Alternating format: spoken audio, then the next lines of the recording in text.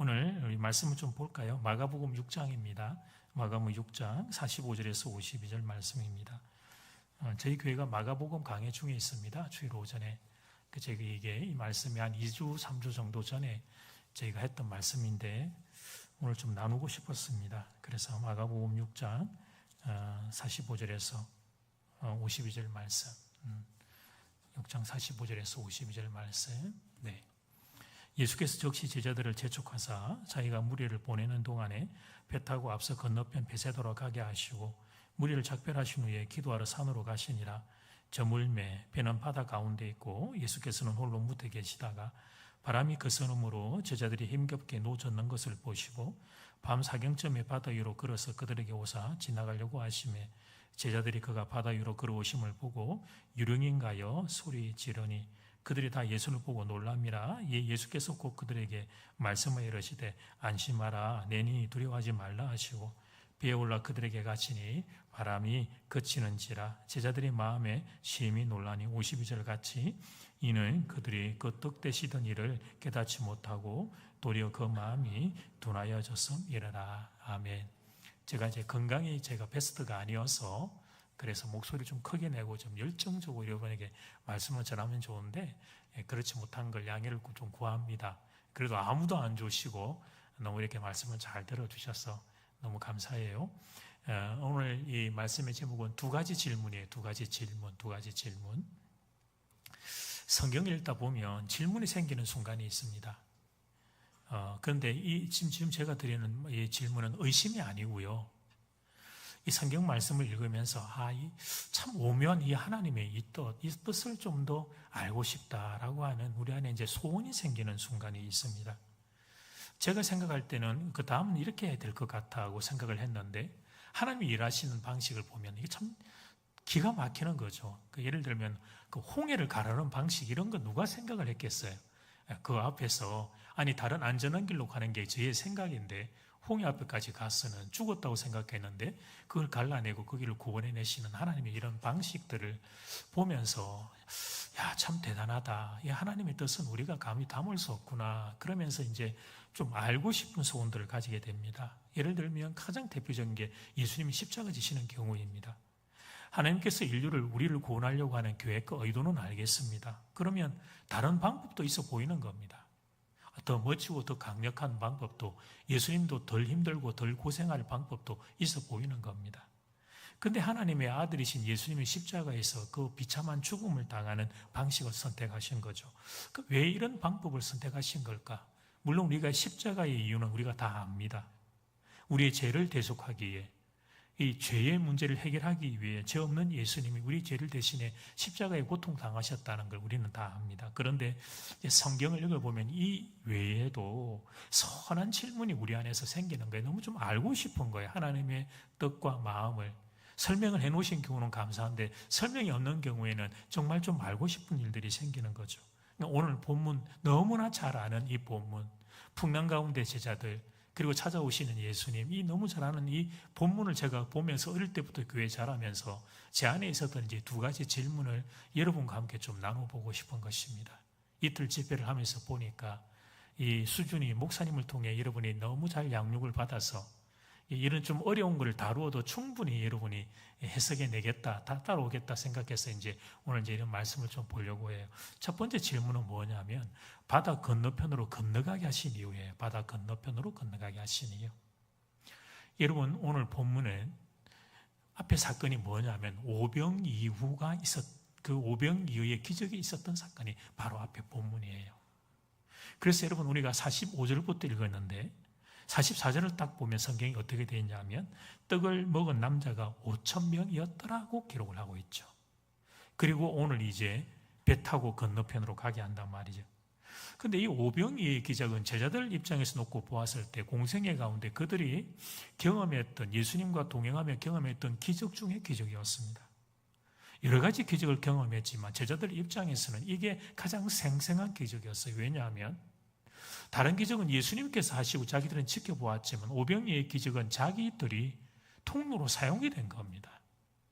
예수님이 축사하시고 떡을 나누어 주셔서 자기 제자들이 받아가지고 가서 나누어 주는데 떡이 계속 생기고 물고기가 생선이 계속 생기니까 그 감동과 그 흥분을 이걸 주체하지 못했던 거죠. 그냥 열광의 도가니였다 이렇게 생각하시면 됩니다. 얼굴이 막 벌겋게 달아오르고 너무 흥분되고 좋았을 거예요. 자, 이런 경우에 그 다음에 이어지게 될 수순은 뭐냐면 우리가 예상할 때 그게 사람들의 마음들이 다 열렸으니까 그 다음에 이제 복음 집회를 해야죠. 이제 그때 오병이의 기적을 경험한 순간이니까 현장에 있는 무리들이 마음문이 다 열렸습니다. 장정만 5,000명, 가족이 있다고 생각했을 때 아내하고 평균 아이 둘, 그래서 5 곱하기 4 대략 한 2만 명 정도 모였다고 보이는 대규모 집회인데 그 2만 명을 내 사람으로 만들 수 있는 찬스인 거예요. 예수님 입장에서는, 제자들의 입장에서는 우리 그룹으로 삼을 수 있는 절호의 기회가 그때였단 말이죠. 이게 굳히기를 들어가야지. 엎어치기에서 절반 유도가 됐으면 그 다음엔 여러분 그거 딱 안바로 걸어가지고 굳히기에서 한 판으로 얻어내야 되는 타이밍이었단 말이에요. 그런데 예수님이 제자들을 기적의 현장에서 분리시켜 버리는 겁니다. 오늘 우리가 읽던 45절 말씀을 보면, 여러분 성경을 보시면 예수께서 즉시 제자들을 재촉하사 자기가 무리를 보내는 동안에 배 타고 앞서 건너편 베세다로 가게 하셨다. 즉시 제자들을 거기다가 재촉까지 하셨습니다. 심지어 무리를 보내는 뒷정리를 예수님이 직접 하신 거예요. 사람들과 이별하는 뒷정리조차 제자들 하지 못하도록 인사도 못하게 하고 배 타고 바다 건너편으로 건너가게 하시고 분리시켜버리고 예수님은 그 뒷정리를 스스로가 자처를 하셨습니다. 그래서 제가 질문을 하게 된 겁니다. 왜 예수님은 제자들을 기적의 현장에서 떼어내어서 바다 건너편으로 가게 하신 걸까? 예수님은 제자들이 즐겁고 행복하는 것은 못 보는 분일까요? 어쨌든 간에 이놈의 자식들 고생시키는 걸 즐거워하는 분입니까? 그런 분이 아니시죠. 제자들이 행복하기를 원하시죠. 그러면 왜? Why? 답을 제가 미리 말씀드립니다. 그 이유는 기적이 아니라 일상을 살게 함이었던 것입니다. 오병이어는 특별한 기적의 순간이었습니다. 그러나 그것은 말 그대로 특별한 일이었습니다. 앞으로 제자들은 기적이 아니라 그들의 일상을 살아가야 했던 겁니다. 그래서 예수님이 제자들을 기적의 현장에서 분리시켜 내셨던 것입니다. 운동선수들의 로망은 국가대표가 돼서 태극마크를 가슴 위에 한번 달아보는 겁니다. 여러분. 가슴에 달아, 좀 어깨에 달아 모르겠는데. 그리고 국가대표가 돼서 올림픽에서 오륜기가 탁 있는데 태극기가 올라가서 동해물과 이렇게 이제 애국가가 나오는 데서 여러분 그 올림픽에서 금메달 한번 따보는 거, 그게 국가대표들의 로망입니다. 올림픽 금메달 수상 사진 하나 좀 보여드릴까요? 네. 아마 저게 그 양궁 선수들 아니었나 싶은데요. 저 순간이야말로 평생을 기다리던 운동선수들 그들에게 있어서의 축제의 순간이자 기적의 순간입니다. 오병이어의 기적의 현장에 제자들의 마음이 딱 저랬단 말이죠. 사진은 되었는데요. 예. 저 열광과 저 흥분과 저 감동, 우리가 이렇게 기적의 통로로 쓰임받았다, 이런 마음이었습니다. 사진은 되었습니다. 그런데 사랑하는 여러분, 저 순간은 정말 짧은 순간입니다. 운동선수는 더 많은 시간을, 저게 그 선수의 인생의 100% 중에 저게 5% 정도 된다면 95%의 시간은 어디서 보내냐면 태릉 선수촌에서 보내야 합니다. 여러분에게 태릉 선수촌에서 운동하고 있는 선수들의 모습 하나만 좀 보여드리겠습니다. 레슬링 선수들로 알고 있습니다. 밥 먹고 얼마나 할 일이 없으면 저 줄에 매달려서 오르락내리락 하는지. 제가 이제 서울에서 사역을 할 때 제가 있었던 교회가 지하철로 20분, 30분 가면 태릉 선수촌 갔거든요. 들어가지는 못했는데, 근데 이 선수촌 바깥에 나와서도 그 길 그쪽을 얼마나 뛰어다니는지 국가대표 선수들이.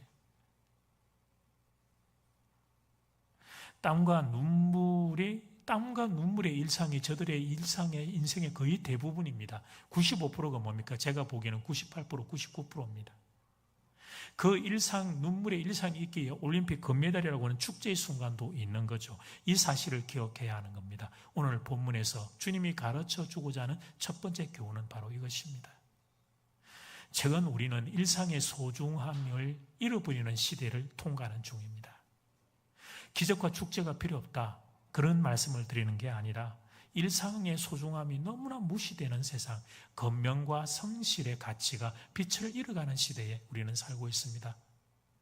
한순간에 대박 터지는 인생, 너무 이런 쪽으로 우리의 마음들이 몰려가고 있어요. 우리가 설 명절 얼마 전에 지났습니다만 그때 사람들이 많이 모이는 곳 중에 한 곳이 국제공항이었습니다. 자, 이게 잠깐 균형입니다. 제가 해외여행을 부정적으로 말하는 게 아닙니다. 적절한 해외여행은 인생의 좋은 자양분이 되고 충전이 될 수 있습니다. 저도 해외여행 좋아하고 저도 해외여행 다니고 있습니다. 제가 분명히 전제 조건으로 말씀드렸습니다. 제가 여러분과 함께 좀 나누고 싶은 주제는 이런 거예요. 해외여행이 문제가 아니고 해외여행을 안 나가면 죽을 것 같은 마음, 비참한 마음, 초라한 마음 드는 것, 지금 우리 안에 흘러가고 있는 이런 마음이 문제라는 거예요.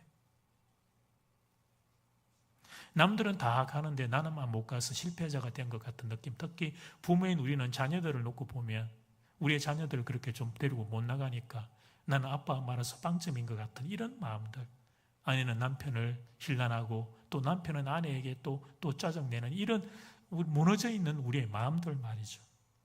내 일자리를 붙잡고 성실하게 일상을 살고 내 일자리를 붙들고 땀을 흘리며 살아가는 그 모습보다 일상은 그냥 내려놓고 수시로 여행 다니는 사람이 더 멋있다고 느껴지고 있는 이 시대의 기가 막힌 생각들, 이 부분을 좀 다루고 싶은 거죠. 이 부분을 우리가 잃어버린 이 일상의 귀한 소중함들, 우리의 가정과 우리의 일터와 우리 교회에 이 하나님이 주신 나의 일상의 이 자리가 얼마나 귀한가, 이거 잃어버린 것들을 같이 좀 나누고 싶은 거예요. 사는 여러분, 인생은 축제가 아닙니다. 인생은 일상입니다. 일상. 인생은 유튜브가 아닙니다. 속지 마세요. SNS에 인스타에 사진 올리는 거리, 멋있는 호텔, 식당, 365일 중에 360일 집에서 몸 뺏고 라면 먹고 있다가 그 일주일에 한 번 가서 찍은 사진 다 올리잖아. 자기들은 다. 사람들은 그 사진만 올리니까 다 그것 보면 나는 저기 못 갔는데 나는 이거 뭐야, 이런 마음들이 모두가 피해자가 되어서 살고 있는 지금 이 시대의 안타까운 형국들. 인생은 유튜브가 아닙니다. 인생은 나의 일자리가 인생이에요. 매일 반복되어지는 그 일상의 자리들, 때로는 그저 그렇고 작아 보이고 지루하고 의미가 없어 보이는 자리, 그게 나의 인생이고 그 자리를 땀과 눈물로 지켜내는 겁니다. 그 걸음이 너무나 귀하고 소중한 거예요. 그게 인생이며 그게 성취하는 인생이고 주님이 우리에게 부탁한 사명의 자리가 되는 것입니다. 여러분의 일상을 가정과 일터와 주님이 여러분에게 맡기신 주의 몸된 교회 사성교회를 더 신실하게 사랑하고 지키는 귀한 하나님의 사람 되기를 주의 이름으로 축복합니다. 두 번째 질문은 뭐냐면 밤 사경 늦은 시간에 오신 이유예요. 밤 사경 늦은 시간에 오신 이유. 제자들이 배를 타고 바다를 건너가는 동안에 풍랑을 만나게 되었어. 그러니까 우리의 일상은 풍랑을 만나기도 한다는 걸 가르쳐 주는 거죠. 그러니까 우리의 일상이 반복되면서 지루하고 의미가 없어 보이고 그렇게 느끼게 되는 그런 마음을 우리에게 있는 한 가지의 적이라면, 살아가다가 보면 갑자기 풍랑을 만나 인생의 배가 파선하는 것과 같은 그런 순간도 있는 거죠. 그때 이제 예수님께서 개입을 하셨습니다. 제자들을 구하기 위해서 출동을 하셨는데, 119 출동을 하셨는데, 그런데 그 시각이 밤 사경이었습니다. 그러니까 이런 시간을 성경에 기록해 놓지 않으면 제가 질문을 안 할 텐데, 주님은 이런 시간을 기록해 놓으셔가지고 48절을 보니까, 48절은 그러면 한번 정말 그런 게 있는지 한번 확인해 봅시다. 같이 48절 시작. 바람이 거스름으로 제자들이 힘겹게 누워졌는 것을 보시고 밤 사경쯤에 바다 위로 걸어서 그들에게 오사 지나가려고 하시매. 아멘. 당시 유대사의 시간표는 이러했습니다. 저녁 6시부터 밤을 넘겨서 다음날 새벽 6시까지 12시간을 3시간, 3시간, 3시간, 3시간 단위로 나눠놨어요. 1경은 저녁 6시부터 9시까지, 2경은 저녁 9시에서 밤 12시, 3경은 밤 12시에서 새벽 3시, 그러면 4경은 새벽 3시에서 새벽 6시. 그러니까 이 밤새 제자들이 예수님을 얼마나 찾아 불렀을까? 예수님, 예수님, 예수님, 예수님 어디 계십니까? 우리 보고 배 타고 먼저 가라고 하시고는 예수님은 지금 어디 계십니까? 얼마나 제자들이 예수님을 목 놓아 불렀을까? 우리도 인생의 항해 중에 예수님을 목 놓아 부르는 때가 있습니다. 갑자기 직장을 잃었을 때, 하던 사업이 그만 어려움을 겪을 때, 건강의 질병이 갑자기 찾아왔을 때, 자녀들이 인생의 방향을 찾지 못해 방황하고 있을 때, 우리도 예수님 앞에 엎드려 통곡을 하며 주의 이름을 부릅니다. 예수님, 예수님, 예수님, 예수님 나를 좀 살려주십시오. 예수님 우리 아이를 좀 살려주십시오. 예수님 어디 계십니까? 그렇게 예수님을 목 놓아 부르는 때가 있습니다. 그런데 왜 예수님은 빨리 이 어려움을 해결해 주지 않는 것일까? 이유는 정확하게 알 수 없어. 사실 목설교자가 멋있게 나는 이렇게 딱 답을 주면 좋겠는데요, 정직하게 저도 인생이기에 그 이유는 알 수 없어요. 하나님의 시간표는 저희에게 속한 영역이 아니기 때문에, 하나님의 시간표는 하나님에게 속한 영역이기에 감히 헤아릴 수 없는 비밀인 것이죠. 우리가 생각하기에는 지금으로 여겨지는데 하나님이 생각하시기에는 지금 말고 조금 있다가 다음, 그 다음이 하나님의 시간표일 수 있기 때문에 그렇다는 것입니다. 우리가 부모로서 자녀를 기르다 보면 이런 사실은 깨달음을 얻게 돼요. 여러분 이제 밥을 먹어야 되는데, 아이들 밥 먹어야 되는데 단 거 먼저 먹으면 밥을 안 먹으니까 부모들은 예를 들면 초콜릿이나 사탕이나 이런 거 좀 뒤에 먹고 밥부터 먼저 먹이잖아요. 그렇게 애들 막 혼을 내고 막 얼음장을 놓고라도. 그래서 여러분 밥은 안 먹고 두쫑코를 먼저 먹겠다고 하는, 두쫑코에 이제 젊은 그룹 두쫑코 한 뿔 꺾였습니다. 이제 드디어 대한민국 유행은 6개월이면 끝인가 봐. 두쫑코 한 뿔 꺾였습니다. 이제 사 드셔도 됩니다. 조금만 더 기다리십시오. 6,000원짜리가 제가 보기에 한 2,000원까지 떨어질 것 같아요. 그래도 비싸긴 한데, 그러니까 두쫑코를 먼저 먹겠다고 한 아이들의 소망을 거적시 들어주는 부모는 없습니다. 혼을 내서라도 이놈 밥을 먹이고 그 다음에 사탕을 주든지 초콜릿을 줍니다. 그런데 문제는 뭐냐면 애들은 이게 도통 이해가 안 되는 거죠. 어차피 사줄 초콜릿을 왜 주 패고 때리고 울리고 먹기 싫은 밥을 먹인 다음에 그 내 좋아하는 걸 뒤에 주는지, 그게 도대체 애들 입장에서는 이해가 안 되는 거죠. 그 순서, 나 좋아하는 거 먼저 주면 나 안 울리고 내가 웃으면서 그러면 나도 효도할 텐데 아빠 엄마한테. 애들 입장에서는 이게 이해가 안 되는 거죠. 순서가 바뀌는 게. 조금 커도 마찬가지입니다. 저 잘 되려고 있는 돈 없는 돈 박박 긁어가 피아노 학원에 보내놨어. 그 엄마 한이었거든. 같은 반에 그 살랑살랑하는 그 서울에서 온 그 유학 온 걔는 그 보니까 피아노도 막 잘 치는데, 나도 좀 피아노 치고 싶었는데 가난해서 못 배웠으니까 내가 내 새끼는 피아노 학원 보내놨더니 이놈의 자식이 가는 날보다 안 가는 날이 더 많아요. 이제 봄 오면 아내들은 이제 옷장을 문을 열면 입을 옷이 항상 없잖아요. 그렇죠? 그래서 입을 옷 한 벌 사고 싶었는데 그거 안 사고 보냈고, 파마 2번 할 거 한 번 하고 보내놨는데 이놈의 자식이 가는 날보다 안 가는 날이 많아. 안 되겠다. 아예 마음 먹은 김에 빚을 내가지고 피아노 한 대 사가 집에 갖다 놓고 집에서 이제 시켜야 되겠다. 근데 이놈이 건성입니다. 똥똥똥똥똥똥 한 5분 치더니 방에 쏙 들어가가지고 인터넷 게임 1시간을 하고 자빠져 있고, 그래도 혼을 내면 그제서야 억지로 기어 나와서 또 왼손으로 똥똥똥똥 5분 치고는 또 쓱 들어가가지고 인터넷 게임 한다고 또 그렇게 하고 있고. 여러분 그때 그 아이 인터넷 게임 못하게 하고 혼을 내고 매를 들고, 그러니까 엄마가 보니까 욕심이 아니라 아이에게 재능이 있는 거예요. 은사가 이 피아노에 재능이 있으니까 하면 잘할 것 같아서 그렇게 뭐 혼을 내는 경우에, 여러분 그러면 그 엄마가 잔인한 엄마고 그 엄마는 비인격적인 엄마인 것입니까? 그런 게 아닙니다. 애가 인터넷 게임 하는 거 좋아하는 거 압니다. 그 좋아하는 거 스탑하고 피아노 연습하는 게 아이에게는 그게 힘든 훈련하는 걸 압니다. 그런데 왜 부모는 그런 선택을 하고 그렇게 그 아이를 가르칩니까? 그렇습니다. 그 이유는 아들과 딸을 사랑하기 때문에 그런 것입니다. 오늘의 그 고통이 그 아이의 내일에 더 멋진 인생으로 연결된다는 걸 부모는 아는 것이죠. 아이들은 정작 눈앞의 것밖에 보이지 않아서 알 수 없는데 더 많은 인생을 산 해안에 있는 부모의 눈에는 그게 보이는 것입니다. 예수님도 제자들이 괴로움 가운데 있는 걸 보고 계셨습니다. 48절을 제가 한번 중간에 읽어보면 바람이 그 섬으로 제자들이 힘겹게 노젓는 걸 보셨다라고 기록하고 있습니다. 이게 예수님의 산에서 육안으로 보신 것인지 기도하며 영적으로 보신지 그건 알 수 없어요. 그러나 예수님은 제자들을 보고 계셨어요. 그리고 때가 되자 제자들에게 나타나셨던 것입니다. 물론 여기서 우리는 왜 예수님이 이때 나타나셨는지 그건 알 수 없어요.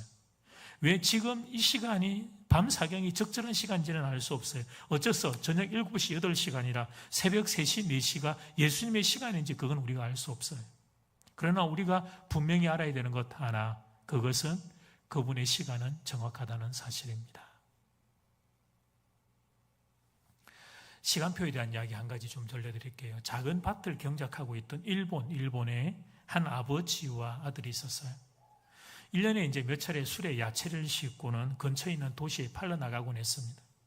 어느 날 아침 두 부자가 이제 황소에 수레를 싣고 야채 담아가지고 여행을 시작했습니다. 아들 생각에는 좀 빨리 재촉을 하면 오늘 밤이면 목적지에 도착할 수 있을 것 같다. 그래서 회초리로 황소리를 이랴 때리면서 재촉을 했어요. 근데 아버지는 아들의 손을 잡고 만류합니다. 야야, 서두른다고 빨리 갈 수 있는 게 아니야. 그리고 빨리 간다고 다 좋은 것도 아니야. 아들은 아버지의 생각이 영 마땅치가 않아요. 빨리 가가지고 내일 새벽에 목치 가장 좋은데 사람들이 가장 많이 다니는 곳에 딱 자리를 잡고 야채를 내놓으면 그러면 훨씬 더 많이 팔고 더 좋은 거 가격에 팔 수 있을 텐데 아버지는 왜 이런 계산을 할 줄 모르는지, 왜 이런 머리가 안 돌아가는지 아들은 이해가 되지를 않아요.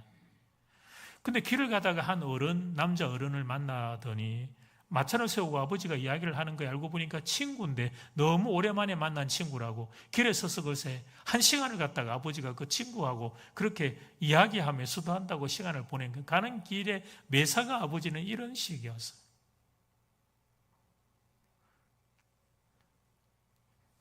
들판이 너무 좋다고 좀 앉아가자 그러시고 그렇게. 그래서 아들이 원하던 그날 밤이 아니라 그 다음날 아침 8시가 되었어야 목적했던 도시 초입에 넘어가면 이제 그 도시가 나오는 언덕에 도착을 했는데요. 그때 갑자기 큰 번개가 바바방, 첫날도 우성을 터뜨렸는데 조는 분 없어도 번개가 바바방 하면서 지나갔어요. 엄청난 소리도 뒤따라 났는데 언덕 그 너머 도시 쪽에 하늘이 캄캄해진 거예요. 그 소리와 함께. 그래서 이제 마지막에 언덕을 넘어 도시를 내려다 보았을 때 두 사람은 아무 말도 없었습니다. 아들이 아버지를 향해 아버지가 하신 말씀이 무슨 뜻인지 제가 이제 알겠습니다. 시간과 시간표에 대해 함부로 말하고 교만했던 제가 아버지 죄송합니다. 그래서 수레를 돌려서 오던 길을 되돌아갔습니다. 두 사람은 1945년 일본 히로시마 원자폭탄이 떨어졌던 도시로부터 서서히 멀어지고 있었던 것입니다.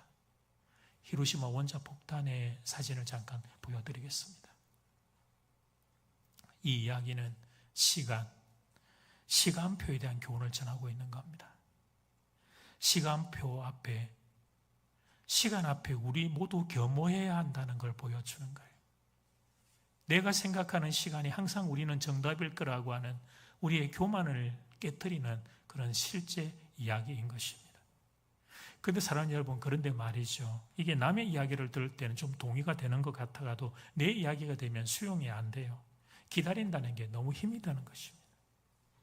특별히 인생의 풍랑을 만나게 되면 그때 내 일상의 자리를 이렇게 지키면서 버티고 있는다는 게 그게 잘 안 돼요. 너무 힘들고 일단 힘들고 예수님의 사랑이 믿어지지 않고 예수님이 합력하여 선을 이루어 주실 것이라는 게 머리는 있지만 내 마음에 작동하지 않는 거예요. 그러니까 본문의 제자들이 형국에 딱 그러했습니다. 풍랑에 불어져 일단 죽을 것 같았습니다. 물리적으로, 환경적으로 그런데 그들의 마음 가운데는 두려움과 공포가 또 얼마나 컸던지 예수님이 자기들을 찾아오는데도 그 예수님을 알아보지를 못했어요. 49절과 50절 상반절 말씀, 제자들이 그가 예수님이 바다 위로 걸어오심을 보고 유령인가여 소리 지르니 그들이 다 예수를 보고 놀랍니다. 그렇게 기도는 그렇게 해놓고, 예수님 어디 계시냐고 기도는 그렇게 해놓고, 예수님 어디 계시냐고 그렇게 예수님 이름은 그렇게 불러 제껴놓고, 정작 예수님이 나타나니까 유령이라고 소리 지르고 있는 제자들, 영적인 눈이 닫혀 있었던 거예요. 두려움에, 공포에 그들의 마음들이 다 닫혀서. 여러분, 이게 문제인 거예요. 머리로는 하나님의 시간표라는 개념이 있습니다. 그런데 이게 우리 마음 안에 믿음으로 작동하지를 않아요. 풍랑으로 이게 불어오면, 풍랑이 거세면 거셀수록 이게 우리 안에서 믿음으로 기능을 하지를 않는 거죠. 여러분, 오늘 본문을 보면 예수님이 제자들을 찾아오셨습니다. 제자들을 구출할 마음이 급해서 아예 바다 위를 걸어오신 거죠. 제자들의 생각에는 방법이 없다. 우리는 다 죽었다. 길이 없다. 예수님도 어떻게 할 수 없다. 그러나 예수님은 길이 없으면 바다 위를 걸어서라도 구하기 위해 오시는 분이라는 걸 보여주는 거예요. 문제는 제자들의 마음이었습니다. 예수님을 불러놓고 예수님을 기다린다고 하면서 예수님을 오실 때까지 기다리고 있던 그들의 마음 안에 믿음은 제로, 믿음은 빵, 믿음은 꽝이고 온통 두려움과 공포로만 가득했다는 이게 문제인 거예요. 그래서 예수님이 나타나도 그들의 마음 가운데는 예수님이 나타날 것이라는 기대가 없으니까 그것이 유령처럼 보이는 두려움에 그렇게 사로잡혀 있었던 제자들의 이 무너진 마음이 문제였던 거예요.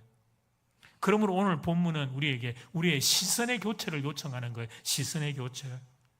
예수님은 왜 사경에 찾아오실까? 그 이유를 궁금해하지 말라는 것입니다. 그 시간은 예수님께 맡기라는 거예요. 내가 나를 사랑하는 것보다 나를 더 사랑하시는 예수님이 그것은 알아서 하실 것이기에 그 시간표는 예수님께 맡기라는 거예요. 중요한 것은 우리의 마음들을 점검해 보라는 거예요. 우리의 마음이 어떤 상태인지를 점검해 보라는 거예요. 풍랑과 인생의 어려움이 올 때 우리의 마음 안에는 믿음이 작동하고 있는지, 예수님을 바라보고 있는지, 예수님을 기대하고 있는지, 우리의 마음 안에 염려를 이길 수 있는 믿음이 과연 기능을 하고 있는지, 오늘 주님은 우리의 시선을 교체하라고 말씀하시는 거예요. 믿음으로 풍랑의 시간을 이겨낼 수 있는 그 담대함을 내가 소유하고 있느냐? 성경은 우리에게 이 질문을 하면서 시선 교체를 요청하는 것입니다. 이 대목에서 이제 이런 질문을 하는 분들이 계실 거예요. 그러면 목사님, 강사 목사님은 그게 잘 되십니까?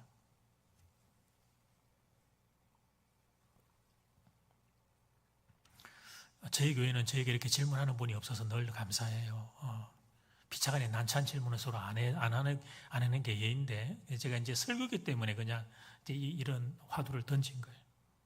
제가 그렇다고 대답할 수 있으면 참 좋겠는데, 저도 사실 이게 잘 안 됩니다. 아무래도 여러분보다는 제가 좀 낫겠죠. 그래도 목사니까. 그러나 저도 이렇게 풍랑이 불어오면 말이죠, 두려움과 이 염려라고 하는 녀석이 조절이 잘 안 돼. 믿음으로 버틴다, 믿음으로 받아낸다, 믿음으로 주님이 나를 도와주실 그때까지 기다린다. 이게 말처럼 쉬운 일이 아니에요. 이 난제를 어떻게 해결하면 좋을까? 이 난제를. 우리의 인생길에 풍랑이 없는 사람은 아무도 없는데 이걸 믿음으로 이겨내야 될 텐데 이게 잘 안 되니 이 난제를 어떻게 해결하면 좋을까? 저희 부부가 신앙의 여정 가운데 배웠던 신앙의 지혜 한 가지를 여러분과 좀 나눌까 합니다. 저희 부부가 마음이 너무 아플 때였습니다. 첫날 이야기를 들으셨겠지만 저희 가정에 아픔이 있었을 때 마음이 너무 아플 때였어요. 숨이 쉬어지지 않았습니다. 숨이 쉬어지지 않아 죽을 것 같던 순간이었어요. 살아야 한다는 정답은 알고 있지만 그러나 살 힘과 살 이유가 없을 때였어요. 그러니까 저희에게는 풍랑도 너무 큰 인생의 풍랑에 저희가 잠겨버렸던 거죠. 그때 저희 부부가 서로를 살려내기 위해서 서로가 서로에게 했던 말이 있어요. 여보, 우리 오늘 하루만 살자. 이 입으로 하나님 앞에 원망하고 불평하며 죄 짓지 말고 우리 오늘 하루만 살자. 우리의 삶이 완전한 삶이 될 수는 없겠지만 우리 일상의 자리를 여보 한번 지켜보자. 가정을 지키고 부모님 생존해 계셨으니까 우리가 너무 아프면 우리 부모님에게 내가 자식인데 당신이 자식인데 그분들 무너지니까 지키자. 그리고 여보, 주님이 내게 주신 내 사명의 자리가 교회니까 교회에 우리가 완전하지 못해도 우리가 하루만 지키자, 하루만. 그렇게 서로를 격려하며 살았습니다.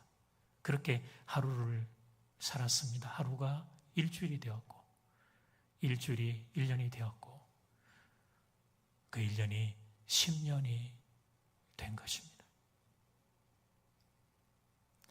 여러분, 인생의 풍랑이 불어올 때 100% 담대한 마음 가진 사람, 그런 건 없습니다.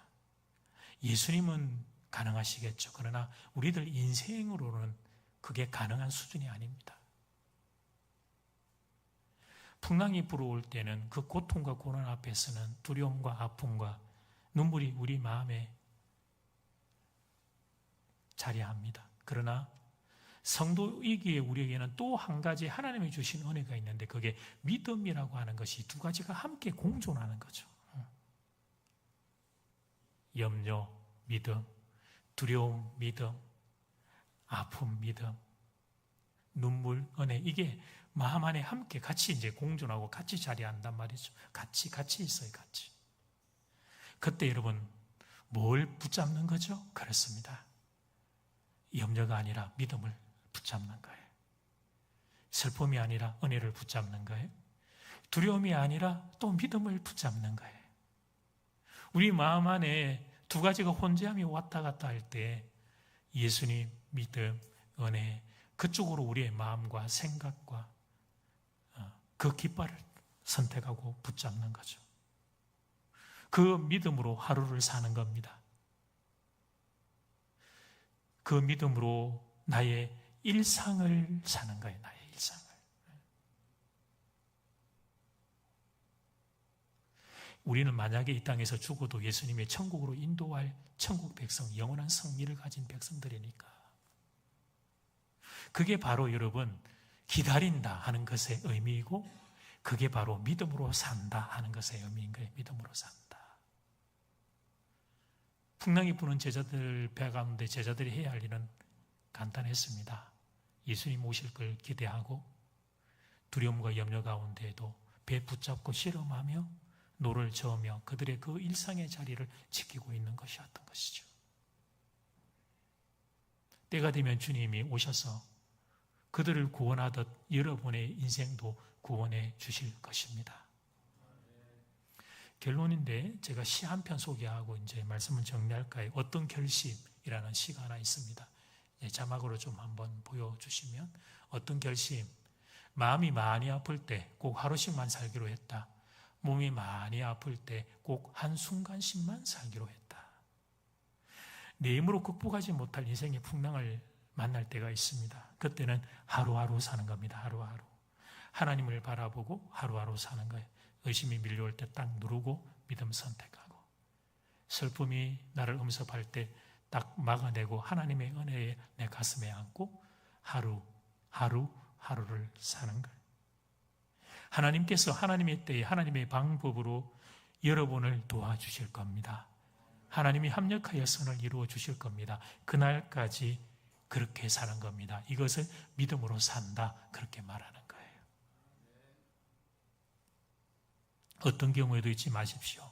예수님은 여러분보다 여러분을 더 사랑하는 분이십니다. 예수님은 여러분을 위해 당신의 모든 걸 다 내어주셨습니다. 그래서 시간이 되면 예수님의 시간이 되면 바다 위를 걸어서 여러분에게로 오실 겁니다. 길이 없으면 길을 만들어서 오실 겁니다. 길이 없으면 우리는 방법이 없어. 다 갇혔다, 다 닫혔다고 생각해도 예수님은 정말 바다 위를 걸어서라도 여러분에게 오실 거예요. 여러분의 인생의 풍랑을 잠잠케 해 주실 겁니다. 그날까지 믿음으로 사는 겁니다. 그날까지 하나님이 나에게 허락한 나의 일상을 가슴으로 껴안고 사는 겁니다. 여러분의 일상을 축복합니다. 가정을 붙잡고 그리고 여러분의 일터를 붙잡고 특별히 이 귀한 주님이 여러분에게 부탁하신 여러분의 교회 사송교회를 다 붙잡고 믿음으로 걸어가면 주님 오셔서 여러분의 풍랑을 잠잠케 해 주실 것입니다. 승리하는 교우들 되기를 주의 이름으로 축복합니다. 기도하겠습니다.